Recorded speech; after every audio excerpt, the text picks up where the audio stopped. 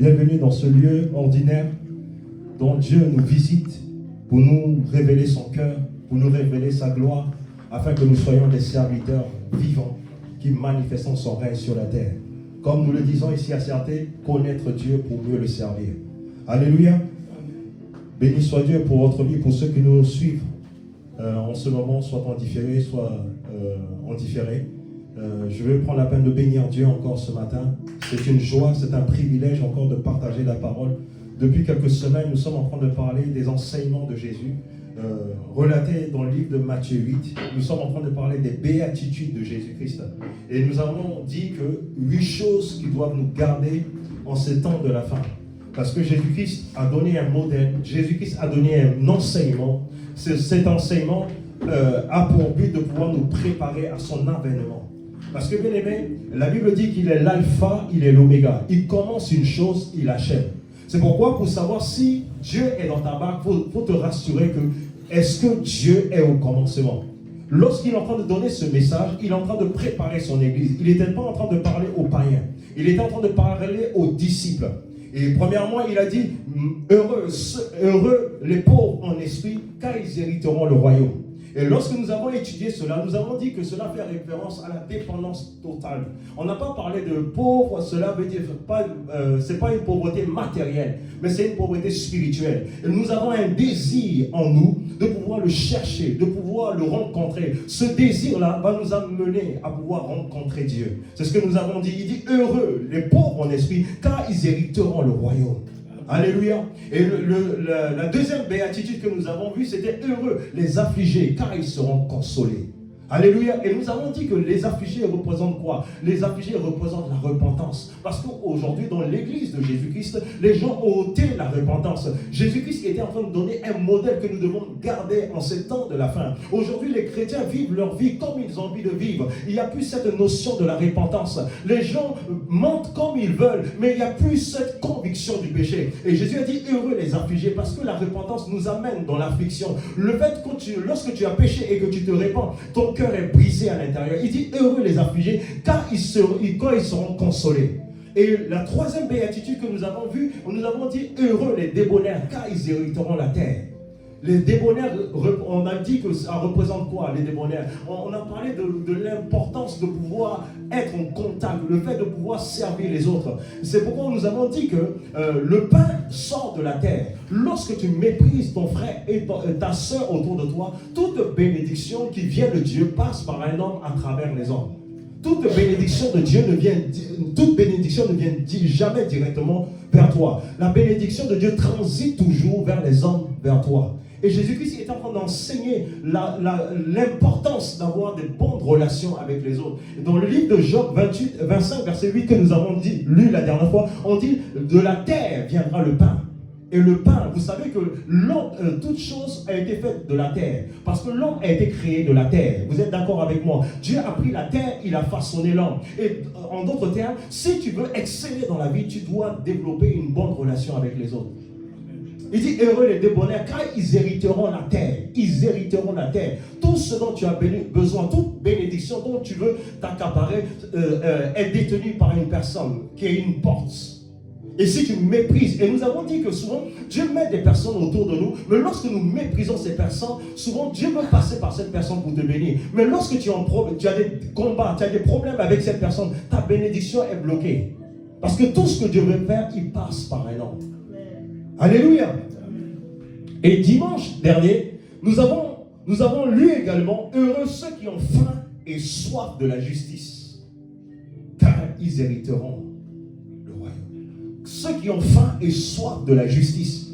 Et nous avons vu que le fait d'avoir faim, d'avoir soif, c'est normal. Tout homme sur cette terre mange et boit. Mais le jour que tu n'arrives pas à manger, tu n'arrives pas à boire, cela veut dire que tu es malade. Et Jésus-Christ est en train de révéler l'état de l'église aujourd'hui. Il est en train de faire une prophétie. Parce qu'aujourd'hui, l'église est malade. Les gens n'ont plus soif de la parole de Dieu. Les gens n'ont plus soif de l'Esprit de Dieu. Et lorsque nous avons parlé de la faim, nous avons dit que faim de quoi? Jésus-Christ voulait parler de la parole. Vous savez, dans Matthieu 4,4, lorsque le diable est venu tenter Jésus, il lui a dit, l'homme ne vivra pas seulement de pain, mais de toute parole. En d'autres termes, la nourriture de l'être spirituel, ce n'est pas la nourriture physique d'abord, mais c'est de la nourriture de la parole de Dieu.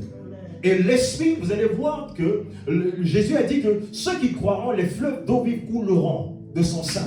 En d'autres termes, la soif de l'esprit. Donc vous voyez, il y a deux combinaisons. La combinaison de l'esprit et la combinaison de la parole de Dieu.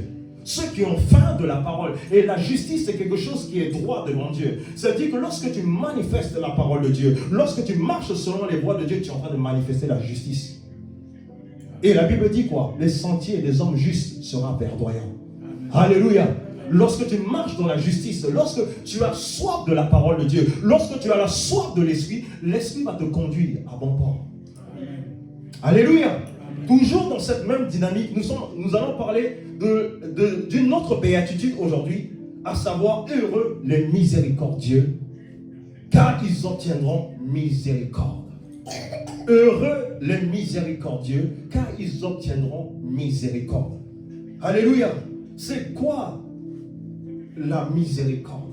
On parle de miséricordieux. On a parlé directement de miséricordieux. Cela fait référence à la nature. Bien-aimé, tu ne peux pas manifester une dimension de Dieu si tu n'as pas l'essence. C'est pourquoi Dieu peut nous demander de lui obéir. Pourquoi? Parce qu'il nous a donné son essence. Dieu ne peut pas te demander de faire quelque chose dont il ne t'a pas équipé pour réaliser cette chose. Il dit heureux les miséricordieux. En d'autres termes, miséricordieux, c'est une nature. Il dit heureux ceux qui sont miséricordieux, car ils obtiendront miséricorde. Ça, c'est dans ma version. Mais que veut dire le mot miséricordieux? Le mot miséricordieux vient du mot global. En grec, il dit élos. Élos qui désigne, comment dirais-je, l'huile d'olive. Ça révèle, ça part de l'huile d'olive. Mais à l'époque, l'huile d'olive était utilisée pour pouvoir soigner les blessures. L'huile d'olive était utilisée pour pouvoir apaiser. L'huile d'olive était utilisée pour pouvoir reconforter. Elle était utilisée comme un produit qui pouvait cicatriser les blessures. Vous voyez, on dit heureux les miséricordieux. Vous voyez, lorsque je lisais cela, ça m'a impacté. Parce que lorsqu'on a tellement parlé de miséricorde, mais on n'a pas compris le bon sens de la miséricorde. Bien-aimé, tu ne peux pas manifester quelque chose que tu ne comprends pas. Tu ne peux pas développer des attributs que tu n'as pas emmagasiné la connaissance. La connaissance que tu as va définir ce que tu vas manifester. Amen. Alléluia. Amen. Il est dit que l'huile d'olive était utilisée pour les blessures. Alléluia. Donc, bien aimé, dans la notion de la miséricorde, nous avons également la notion de la compassion. Lorsqu'on parle de la compassion, lorsqu'on parle de la miséricorde est rattachée également à la compassion.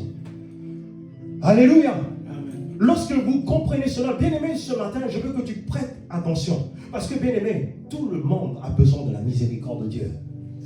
Vous allez remarquer qu'on croit souvent que ce sont les pécheurs qui ont besoin de la miséricorde de Dieu. C'est faux. Nous les chrétiens, nous les croyants, qui avons donné notre vie à Christ, nous avons besoin de la miséricorde de Dieu.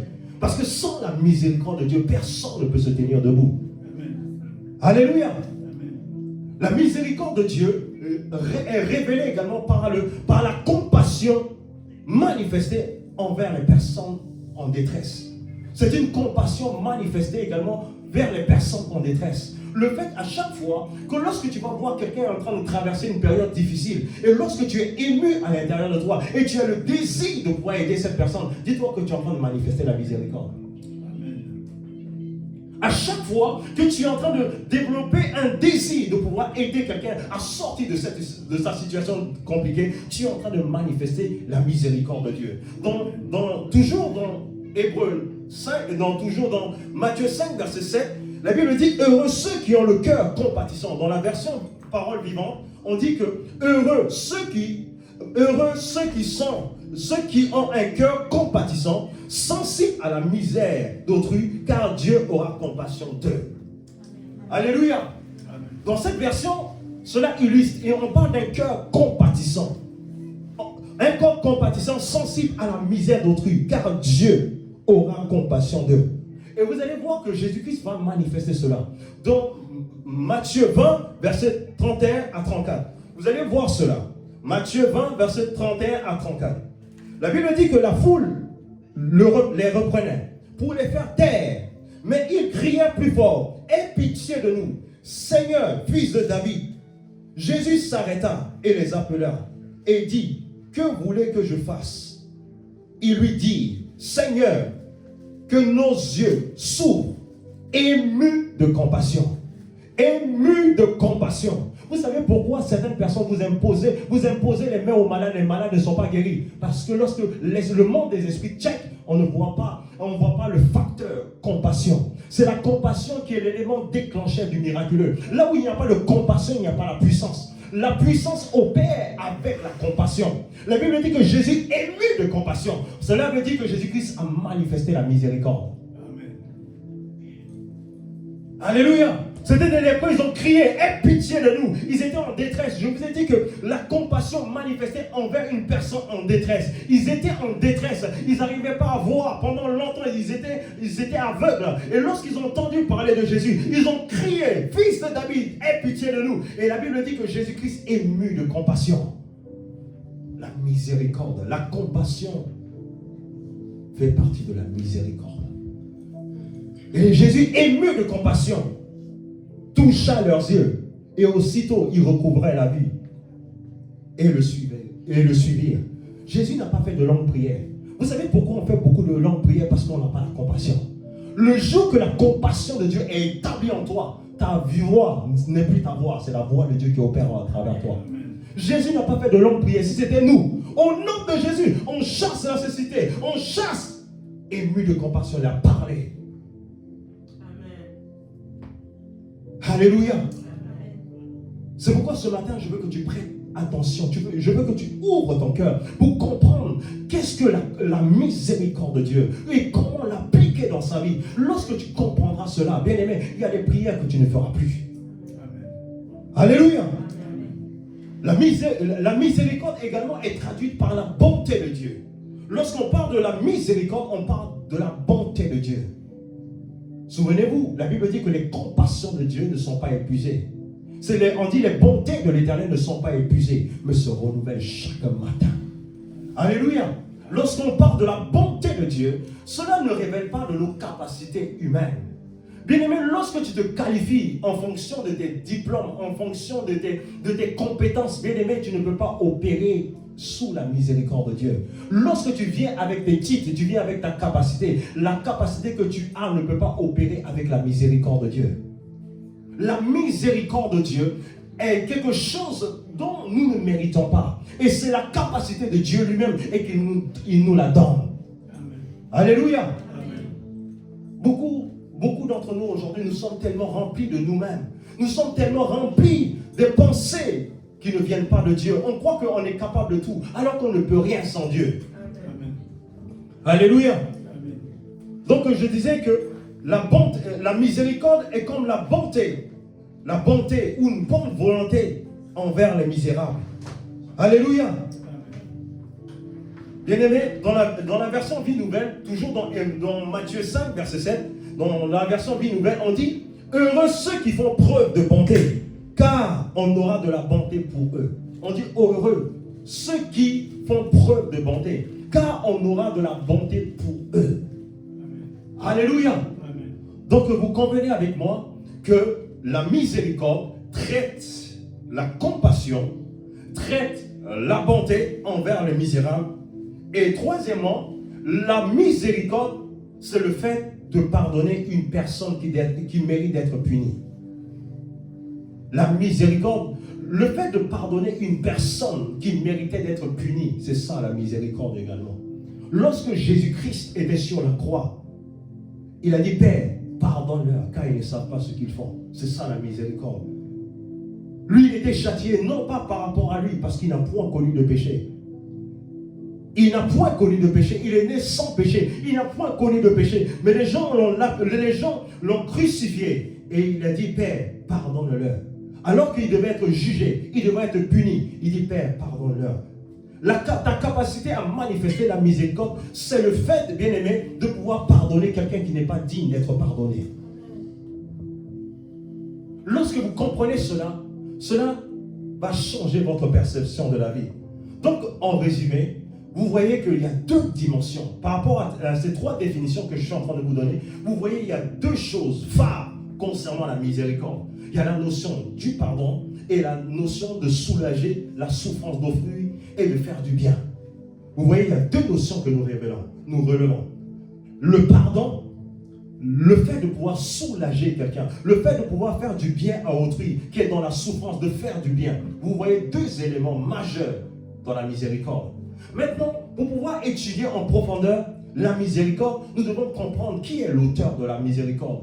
Qui détient la miséricorde. C'est pourquoi je vais voir deux choses avec vous. Je vais voir la nature de Dieu et son caractère, et je vais voir la nature de l'homme et de son caractère. Pourquoi je mets cela à votre appréciation? Pour mieux comprendre la miséricorde de Dieu, pour mieux comprendre cette miséricorde, nous avons besoin de lire dans les deux sens, avec Dieu et également avec les hommes. Parce que, bien aimé, lorsque tu ne connais pas tes limites, tu ne pourras pas bénéficier de la miséricorde.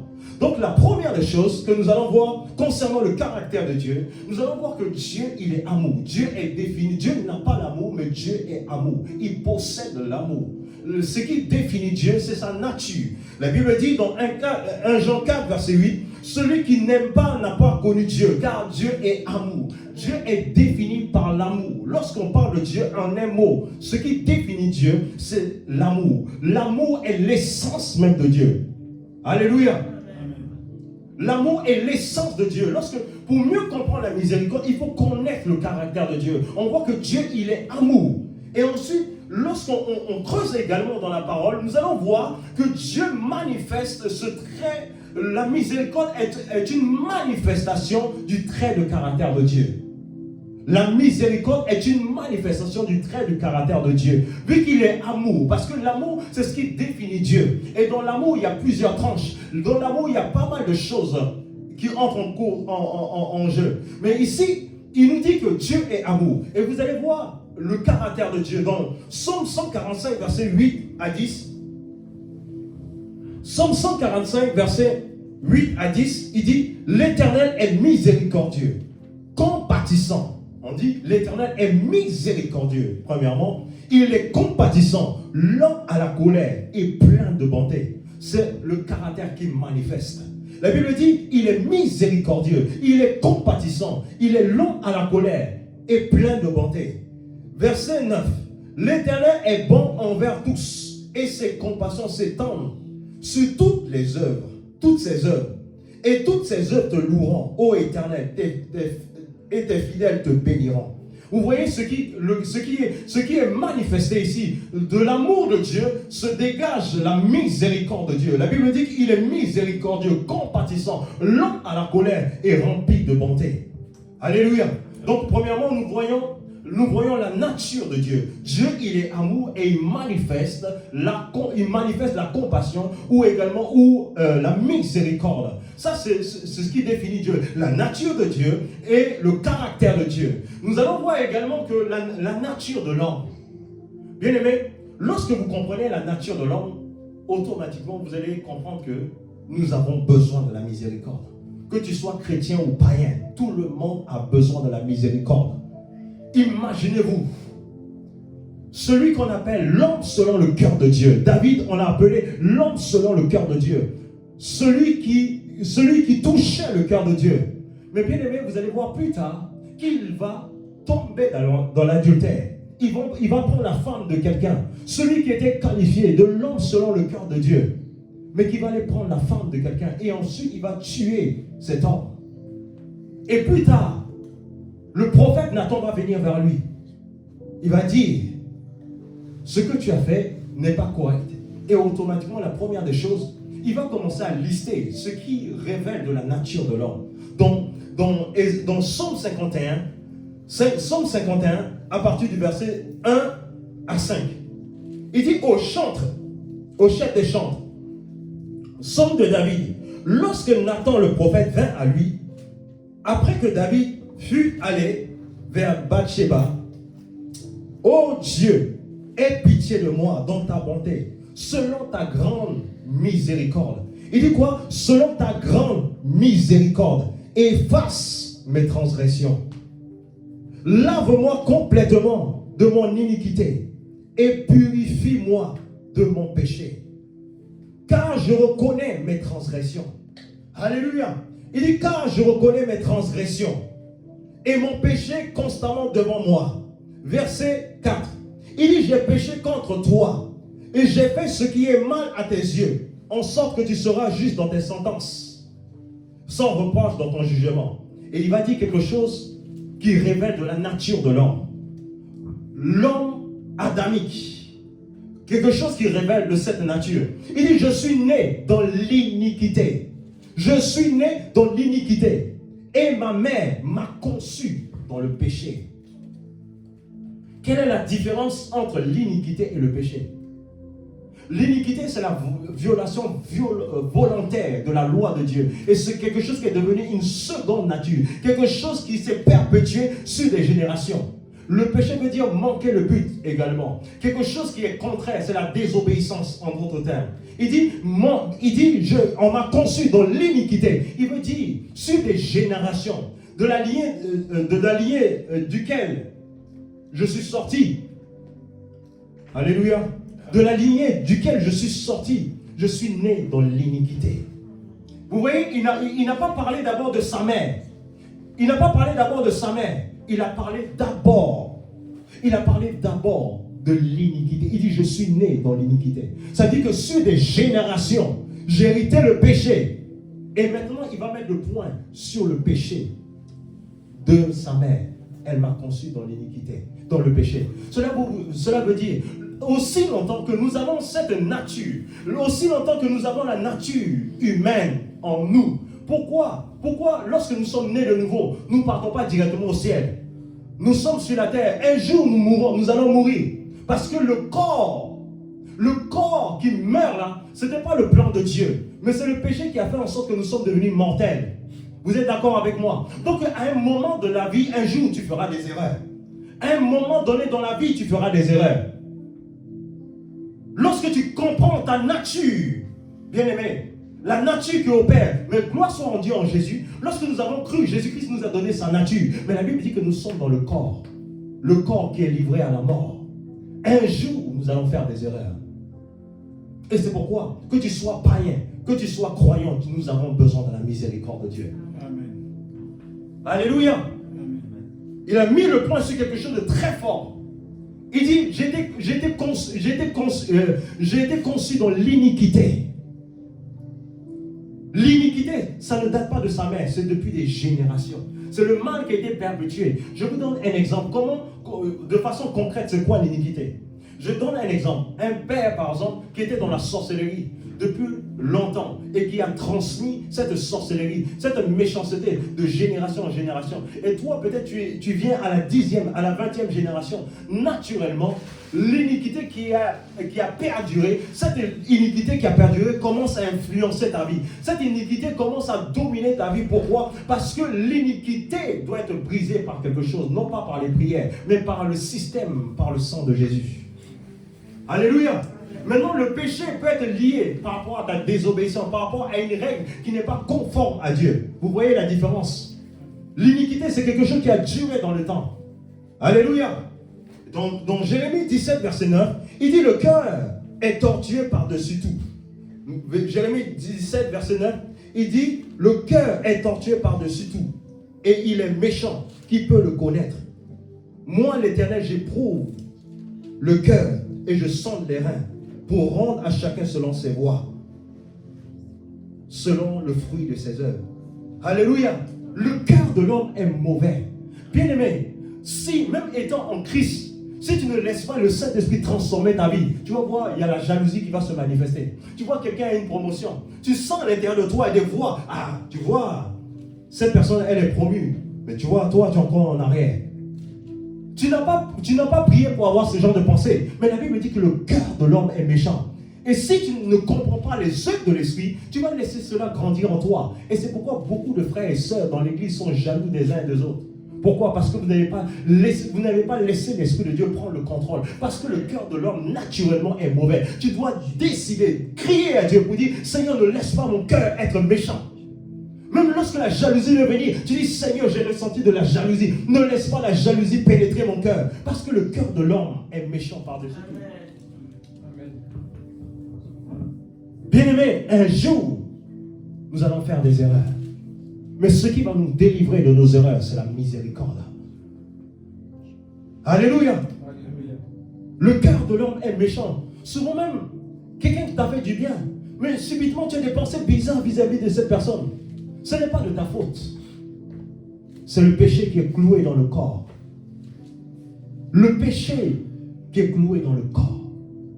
Et c'est pourquoi l'apôtre Paul dit, qui me délivrera de ce corps mortel? Qui me délivrera? Parce qu'aujourd'hui, bien aimé, aussi longtemps que nous allons avancer avec Dieu, la chair, le monde va nous combattre. Et c'est pourquoi, bien aimé, vous devez laisser la priorité à l'Esprit de Dieu. Lorsque tu ressens quelque chose qui n'est pas de Dieu, c'est normal, tu peux ressentir des choses. C'est normal que tu puisses être tenté. Mais le fait d'accepter une pensée, cela, c'est pas bon. Dès que tu ressens de la jalousie, de l'amertume, tu dis non, cela ne vient pas de Dieu.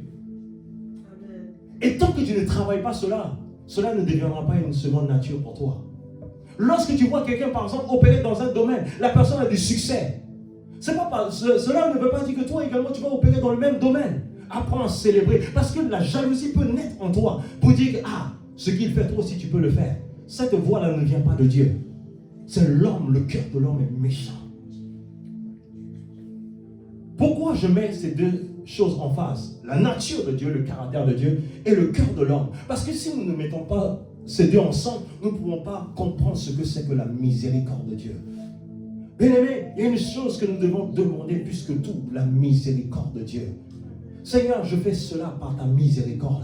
C'est par ta miséricorde que je me tiens devant toi. Je ne suis pas compétent, mais Seigneur, c'est ta miséricorde qui me porte. Alléluia. Comme je l'ai dit en introduction, la miséricorde n'est pas seulement pour les païens.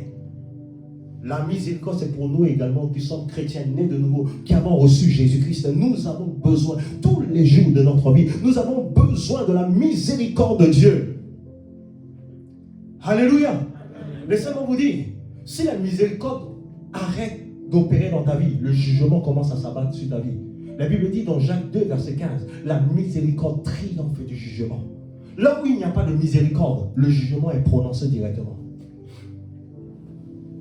C'est pourquoi tous les jours de notre vie, nous devons implorer la miséricorde de Dieu. Oh Seigneur, je suis ce que je suis. C'est par ta grâce. Je ne peux rien par moi-même. C'est ta miséricorde qui m'a apporté là. C'est ta miséricorde qui m'a fait du bien. C'est ta miséricorde qui m'a sorti de la boue et qui m'a élevé.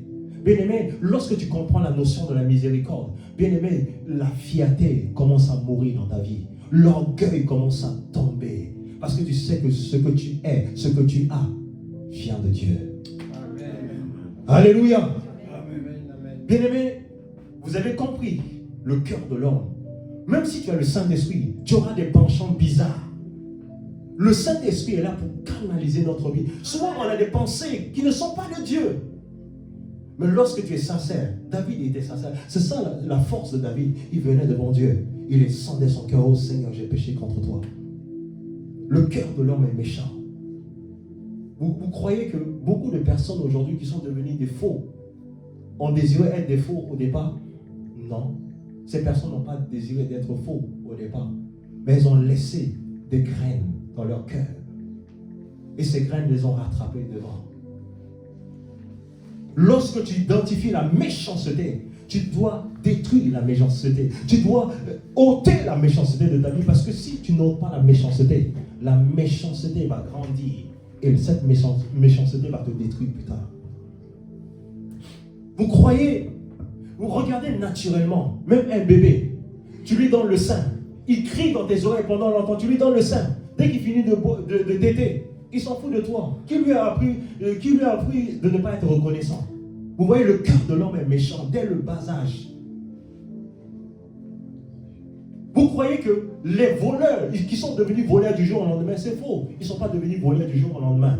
C'est l'iniquité qui s'est perpétuée. Le fait ils avaient déjà l'âme dans le corps. Ils avaient déjà l'âme. Et il y a eu des circonstances qui ont juste révélé certaines choses. C'est pourquoi David a dit, j'ai été conçu dans l'iniquité. Il y a des choses que nous manifestons aujourd'hui. Cela ne vient pas d'aujourd'hui. Cela vient Ces choses viennent de l'iniquité. Et c'est pourquoi le cœur de l'homme est tellement tortueux. Le cœur de l'homme est tellement méchant. Et si tu ne travailles pas ton cœur, bien aimé, tu vas passer à côté de beaucoup de choses. Il y a des gens qui n'ont jamais prévu. Vous croyez que les gens qui deviennent des braqueurs, vous croyez qu'ils ont souhaité être des braqueurs? Est-ce qu'ils ont désiré être des braqueurs? Mais l'iniquité les a ramenés à cet endroit. Alléluia. Amen. Quelle est la condition primordiale? Bien-aimé, je vais aller vite. Quelle est la condition primordiale pour bénéficier de la miséricorde de Dieu? Il y a une chose que nous devons poser comme action pour bénéficier de la miséricorde de Dieu. La première des choses, c'est un cœur brisé. Un cœur brisé est le meilleur remède. Un cœur brisé est l'instrument qui va déclencher la miséricorde de Dieu. Lorsque tu viens devant Dieu avec fierté, tu es rempli d'orgueil, laisse-moi te dire, bien-aimé, tu ne pourras pas jouir de la miséricorde de Dieu. Alléluia. C'est pourquoi la Bible dit dans Psaume 51, verset 17, il dit, les sacrifices qui sont agréables à Dieu, c'est un esprit brisé. Oh Dieu, ne dédaigne pas un cœur brisé et contrit. Il dit, les sacrifices, Dieu ne veut pas tes jeûnes, Dieu ne veut pas tes prières. Il dit, les sacrifices qu'il désire, c'est un cœur brisé. Un cœur brisé devant Dieu pour dire, Seigneur, je reconnais que je ne suis pas digne. Je reconnais que je ne suis pas parfait. Je viens à toi tel que je suis. L'état, la disposition de ton cœur. Un cœur brisé. Dieu ne veut pas de prières. Dieu ne veut pas des jeûnes d'abord. Dieu veut un cœur brisé. Un cœur brisé, bien aimé, ça fait toute la différence. Il dit les sacrifices qui sont agréables à Dieu.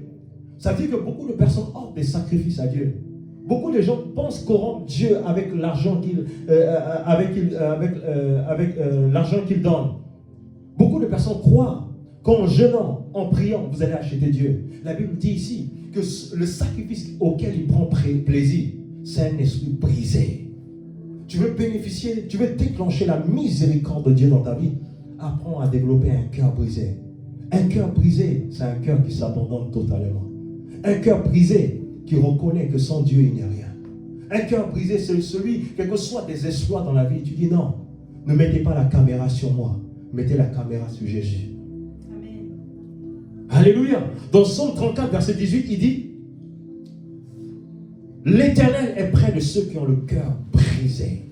L'Éternel est près de ceux qui ont le cœur brisé. Il sauve ceux qui ont l'esprit dans l'abattement.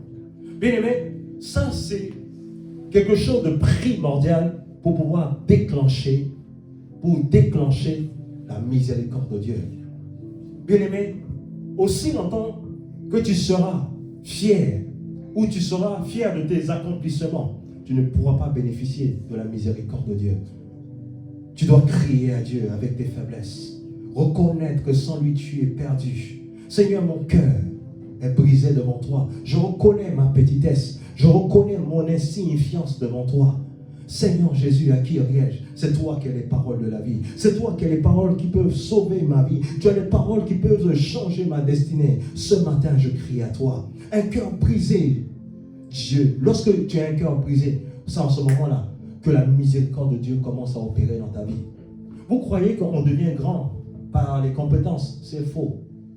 Si vous regardez l'histoire, lorsque je lis l'histoire du réveil, l'histoire des gens que Dieu a élevés, vous allez les voir en apparence, ces personnes, peut-être même, tu pries même plus que, tu jeûnes plus que, et quand ils parlent, tu dis, mais dans le secret, tu vois, mais c'est cette personne qui est élevée comme ça. Souvent, vous allez regarder derrière, c'est la miséricorde de Dieu qui porte. Lorsque la miséricorde de Dieu porte quelqu'un, la personne aura l'impression d'être quelqu'un de faible, d'insignifiant. Mais c'est ça la marque de Dieu. C'est pourquoi, bien aimé, si vous vous précipitez de pouvoir vous révéler avant, tant que la miséricorde de Dieu ne vous révèle pas, bien aimé, vous allez tomber. C'est la miséricorde de Dieu qui annonce. Et lorsque la miséricorde de Dieu veut t'annoncer, elle doit trouver en toi un cœur brisé. Parce qu'un cœur brisé ne va pas prendre la gloire. Un cœur brisé ne peut pas s'accaparer les éloges. Lorsqu'on va te donner la gloire, tu vas dire non, je ne suis rien. C'est celui qui a fait de moi ce que je suis. Un cœur brisé. Alléluia. Bien-aimé, comment manifester la miséricorde? Comment manifester la miséricorde? Là, je vous ai donné la condition ultime, la condition unique par laquelle nous pouvons bénéficier de la miséricorde. Un cœur brisé. Maintenant, comment on fait pour manifester, pour développer ce trait de caractère? Comment on fait pour développer le trait de caractère de la miséricorde? Nous allons lire rapidement dans Éphésiens 5, versets 1 à 2. Celui qui trouve peut lire rapidement. Éphésiens 5, versets 1 à 2. Éphésiens 5, versets 1 à 2. J'ai passé le temps. Éphésiens 5, versets 1 à 2. Éphésiens 5, de 1 à 2. Au nom de Jésus, soyez donc les imitateurs de Dieu, puisque vous êtes ses enfants bien-aimés. Et vivez dans l'amour en suivant l'exemple de Christ, qui nous a aimés et qui s'est donné lui-même pour nous, comme une offrande et Alléluia. un sacrifice dont l'odeur est agréable à Dieu. Alléluia. Il dit, dans d'autres versions, il dit, devenez mes imitateurs, comme je suis les imitateurs de Christ, et marchez dans l'amour. C'est-à-dire que plus tu laisses l'amour de Dieu pénétrer ton âme, laisser l'amour de Dieu te conduire, naturellement tu vas manifester la miséricorde. La miséricorde que vous voyez est la manifestation de l'amour. Pour manifester cette miséricorde, vous avez besoin de l'amour de Dieu. Et l'amour de Dieu, tu n'as pas besoin de prier pour l'avoir. L'amour de Dieu est déjà en toi. Dans le livre de Romains 5, il dit, l'amour de Dieu a été répandu dans notre cœur par le Saint-Esprit. Alléluia. Vous voyez, tu veux développer, tu veux manifester la miséricorde. Ce que tu dois chercher, c'est laisser l'amour de Dieu grandir en toi. Laisser l'amour de Dieu régner dans tes pensées. Plus tu as le cœur de Dieu, naturellement tu vas manifester la compassion. Vous êtes d'accord avec moi? Lorsque tu as le cœur de Dieu, ton cœur bat pour le salut des âmes. Lorsque ton cœur bat pour les personnes en difficulté, naturellement, Dieu va te donner la capacité de pouvoir solutionner leurs problèmes. Pourquoi? Parce que tu as l'amour de Dieu. Le cœur que Dieu te donne révèle sa capacité dans ta vie. Alléluia. C'est pourquoi tu dois crier tous les jours, Seigneur, laisse ton amour remplir mon cœur. Que ton amour remplisse mon cœur. Que ton amour remplisse mon cœur. Parce que l'amour est le carburant de toutes choses. L'amour. Vous voyez les voleurs aujourd'hui, les violeurs, toutes ces choses, toutes ces personnes, toutes ces catégories, si vous fouillez dans leur enfance, c'est des personnes qui ont manqué de l'amour. Là où il n'y a pas l'amour, la violence s'installe. Le monde est perdu aujourd'hui parce que les gens ont rejeté l'amour de Dieu. C'est l'amour de Dieu qui a la capacité de réparer les brèches. Tout le monde a besoin, même un voleur, même un tueur à gage, il a besoin d'être aimé. Parce que aimer et être aimé, c'est le besoin de tout être humain. C'est la base de toutes choses. Lorsque vous aimez quelqu'un, vous allez voir que cette personne, même si elle avait des faiblesses, cette personne va devenir meilleure. L'amour a une capacité de changer le destin. L'amour a une capacité de pouvoir basculer ta vie d'une dimension à une autre. Alléluia. Et c'est pourquoi, bien-aimé, pour manifester ce trait de la miséricorde, bien-aimé, plus que jamais, doit crier à Dieu que son amour soit manifesté. Amen. Crier à Dieu. Il dit, soyez mes imitateurs comme je le suis du Christ. Demeurez dans l'amour. Tu veux manifester la miséricorde. Parce que la miséricorde, bien-aimé, c'est quelque chose de très important vis-à-vis de Dieu. Mais pour manifester cette miséricorde, il faut avoir le cœur de Dieu. Si tu n'as pas le cœur de Dieu, tu ne peux pas manifester. Combien d'entre nous aujourd'hui, nous nous asseyons avec quelqu'un à côté une personne à côté de nous. Cette personne n'a pas mangé pendant 2 jours. Mais toi, tu manges des bonnes sauces à la maison. Tu manges bien et tu viens à côté de cette personne, que Dieu te bénisse. Cela révèle que tu n'as pas d'amour. et par ricochet, tu ne manifestes pas la miséricorde. Alléluia. Je vais finir. Je veux que vous retenez 2 bénéfices de la miséricorde. Là où il y a la miséricorde, vous allez voir 2 choses, 2 manifestations, 2 fruits palpables et tangibles. Lorsque vous voyez la miséricorde quelque part dans la vie de quelqu'un, vous allez voir ces 2 choses. Nous allons prendre notre Bible dans Matthieu 14, verset 14 à 20. Matthieu 14, verset 14 à 20. Quelqu'un peut lire rapidement?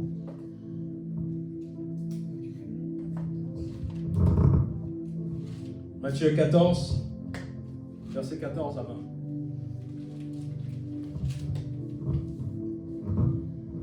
Ok, bon, on va aller vite, je vais lire. Le soir étant venu, les disciples s'approchèrent de lui et lui dirent: ce lieu est désert et l'heure est déjà avancée. Matthieu 14, verset 14 à 20. Je lis. Sorti de la barque. Ah oui, moi je suis allé directement au verset 15. Quand il sortit de la barque, il vit une grande foule, il fut ému de compassion. Vous voyez? Il fut ému de compassion. Ça, c'est la miséricorde. Je vous ai dit en introduction que lorsque vous voyez la compassion, cela est relié à la miséricorde pour elle. Et la Bible dit quoi? Il guérit les malades. 1.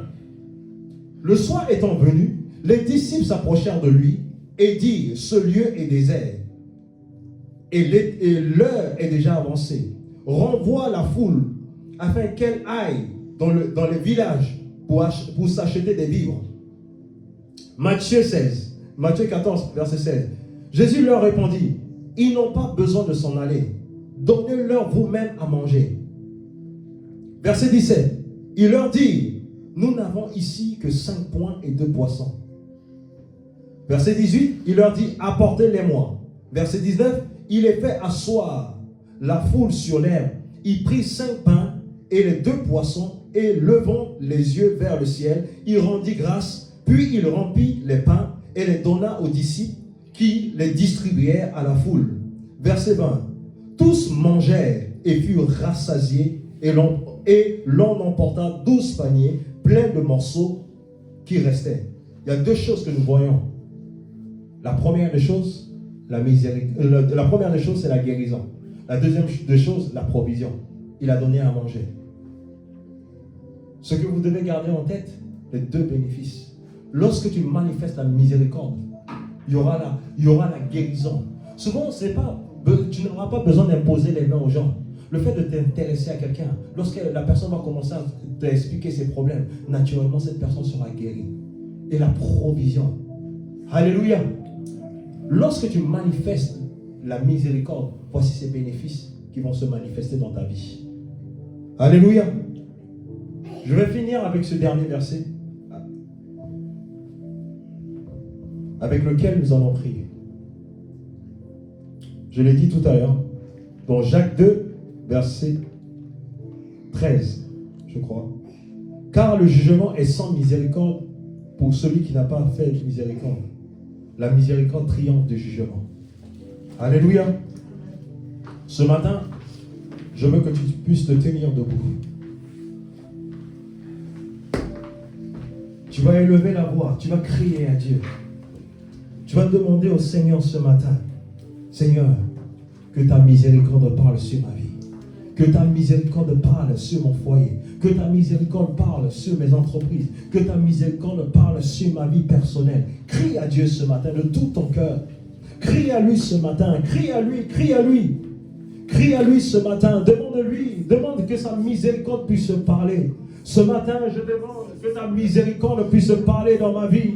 Je demande que ta miséricorde puisse parler dans ma vie ce matin. Je réclame ta miséricorde. Ta miséricorde ce matin. Je demande la miséricorde. Que la miséricorde de Dieu puisse parler. Je t'en supplie.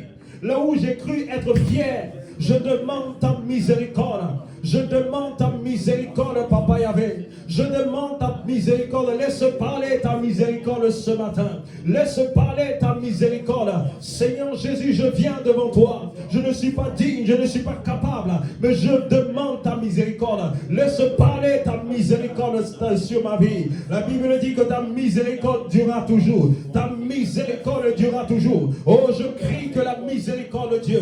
Je ne sais pas pour toi, bien-aimé, ce matin. Moi, j'ai besoin de la miséricorde de Dieu. Que la miséricorde de Dieu parle sur mon destin. Que la miséricorde de Dieu parle sur mon foyer. Que la miséricorde de Dieu parle sur CAT. Que la miséricorde de Dieu parle sur la vie de ton peuple ce matin. Oh, je demande la miséricorde, car ta miséricorde durera toujours. Nous demandons ta miséricorde. Nous demandons ta miséricorde ce matin. Que ta miséricorde ne nous laisse pas là où nous sommes, là où le jugement devait s'abattre sur nous, là où le jugement devait s'abattre sur nous. Que ta miséricorde soit libérée au nom de Jésus. Bien-aimé, tu vas encore prier ce matin.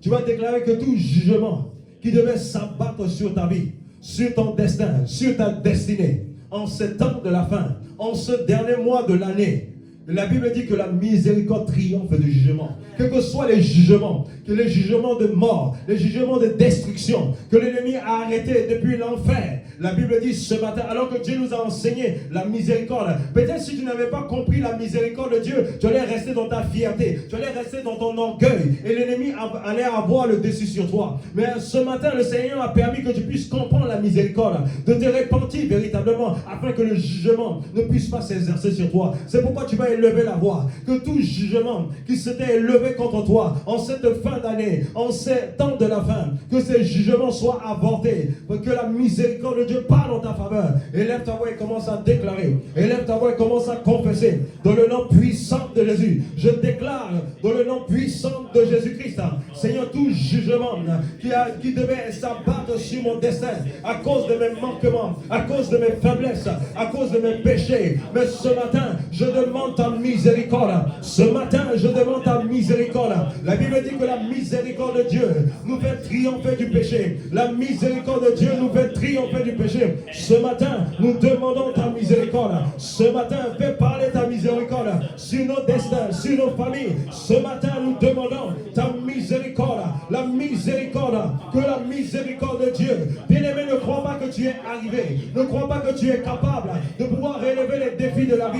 Nous avons besoin de la miséricorde de Dieu. Nous avons besoin de la miséricorde de Dieu. Que ce matin, que sa miséricorde puisse parler sur nos vies. Que sa miséricorde puisse parler. Nous demandons que ta miséricorde, Seigneur, nous reconnaissons, si nous devons être jugés, nous allons être punis par nos fautes, pour nos fautes. Mais nous reconnaissons, c'est ta miséricorde qui nous fait échapper. Seigneur Dieu de gloire, là où il y avait les réclamations sataniques et démoniaques sur notre vie, Seigneur Dieu de gloire, nous venons sur la base de ta miséricorde. Ne laisse aucune réclamation, ne laisse aucun jugement triompher sur nous. La brasa katalabalado, ramon sando kobalakata, rako balake, le kamala sando koto. Au nom de Jésus. Bien-aimé, lorsque tu es en train de parler de jugement, cela fait référence également aux réclamations. Lorsqu'il y a une réclamation sur ta vie, c'est comme un jugement. Mais la Bible dit que la miséricorde de Dieu te fait triompher. C'est pourquoi tu vas déclarer que toute réclamation sur ta vie, dans le nom puissant de Jésus, la kabala katoma sando kobala, que toute réclamation des voix sataniques qui réclamaient ta santé, qui réclamaient ta vie, que ces réclamations soient brisées par la miséricorde de Dieu ce matin. Élève ta voix et commence à déclarer. Élève ta voix et commence à parler.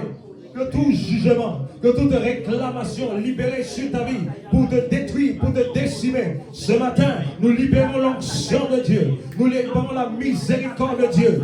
Paroba sakatalaba, jalakatoba sakatalaba, le kabalado sando kobalakata. Je reçois dans mon esprit, il y a des personnes ici, tu as eu à rêver et tu t'as vu malade. Et lorsque tu t'es réveillé, la maladie a commencé à se manifester dans ta vie. Je me tiens dans le sang de Jésus. Là où il y avait le jugement spirituel sur ta vie, je me tiens dans le sang de Jésus. Que la miséricorde de Dieu te fasse triompher du jugement. Dans le nom de Jésus. Dans le nom de Jésus. Dans le nom de Jésus. Dans le nom de Jésus. Dans le nom de Jésus. Dans le nom de Jésus. Je vois dans mon esprit, il y a certaines personnes ici, les mains sont Les mains sont attachées à cause des liens de l'iniquité. Les mains et les pieds. Ça dit que tu ne fais pas de mouvement dans la vie. Tu n'avances pas, tu ne recules pas, tu tournes en rond. Mais la miséricorde de Dieu te localise ce matin. La miséricorde de Dieu te localise. Les chaînes sont brisées à cause de la miséricorde de Dieu. La miséricorde de Dieu, alors que nous implorons la miséricorde de Dieu. Je vois les chaînes au niveau des mains tomber, les chaînes au niveau des pieds libérées. Au nom de Jésus, au nom de Jésus, la miséricorde de Dieu parle. La miséricorde de Dieu parle. La miséricorde de Dieu est en train de parler sur les destins, sur les destinées, sur les destinées, par le sang de Jésus. Je plains le sang. Je plains le sang de Jésus. Je plains le sang. Je plains. Les kabalakato masando kopala.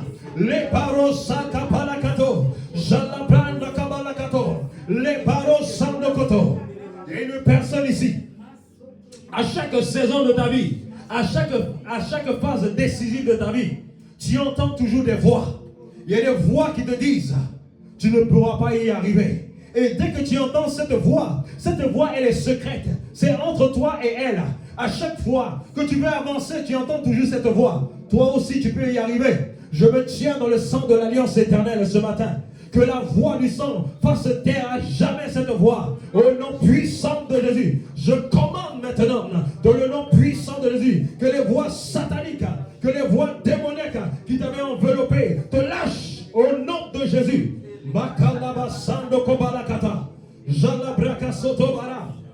Au nom de Jésus. Je regarde dans mon esprit. Il y a certaines personnes ici. On a volé votre vigueur. On a volé votre semence. Et dans le monde des esprits, on travaille avec votre semence. Et cela fait en sorte que naturellement, il y a des choses que vous ne pouvez pas produire. Il y a des choses que vous ne pouvez pas produire. Pour que la chose soit manifestée sur terre, il faut la semence. Aucun arbre ne pousse sur terre sans semence. Mais je me tiens là où ta semence avait été dirigée. Je déclare maintenant le transfert au nom de Jésus. Le transfert au nom de Jésus. Le transfert au nom de Jésus. Le transfert au nom de Jésus. Le transfert au nom de Jésus. Par le feu de l'esprit. Par le feu de l'esprit. Par le feu de l'esprit. Que le feu de l'esprit soit libéré par la puissance de l'esprit. Là où on avait transféré ta productivité, là où on avait transféré ta semence, là où on avait utilisé ta semence dans le monde occulte pour t'amener dans la stérilité, pour t'amener dans la limitation, que cela soit brisé par le feu de l'esprit, par le feu de l'esprit, par le feu de l'esprit. Malasoko balakata, le kabalakato masandoko balakata, la brasoko la baha, jalebrende kabalakato masada, le kalabasoko balakata, le barosanda kata, reko balakato masanda. Esprit de Dieu, meut-toi ce matin, remplis-le par ta puissance. Libère ton esprit, libère ton esprit, libère ton esprit pour déraciner les forteresses démoniaques, les forteresses démoniaques, les forteresses démoniaques. Que le feu de Dieu tombe ce matin pour libérer les cœurs, pour libérer les vies, pour libérer les prisonniers. Que les prisonniers soient libérés, que les prisonniers soient libérés par le feu de l'esprit, par le feu de l'esprit, par le feu de l'esprit. Que les prisonniers soient libérés. Kabarako sandoko balakata, la baro sakatarapa, jalabaro kotobalakata, le kabarakatorosa. Au nom puissant de Jésus. Il y a certaines personnes, vous avez un proche qui était décédé, mais vous avez un lien proche avec cette personne, et cette personne est partie avec ce lien dans la tombe. Et c'est pourquoi tu as l'impression que les choses qui viennent dans tes mains meurent du jour au lendemain, parce que ces choses sont parties dans la tombe. Mais je me tiens sur la barre du sang versé de l'alliance. La Bible dit qu'il est la résurrection et la vie, que tout ce qui était parti dans la tombe maintenant ressuscite au nom de Jésus. Je te déconnecte avec cette mort, je te déconnecte avec cette mort dans le nom puissant de Jésus. Et lève ta voix et commence à prier. Shalabarano sandoko balakata, Jalamai kabolake sebrahidos.